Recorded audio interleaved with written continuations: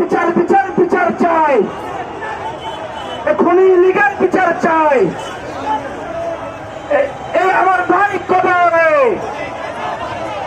খুনি কেন ভারতে, আমার ভাই কবরে, খুনি কেন ভারতে।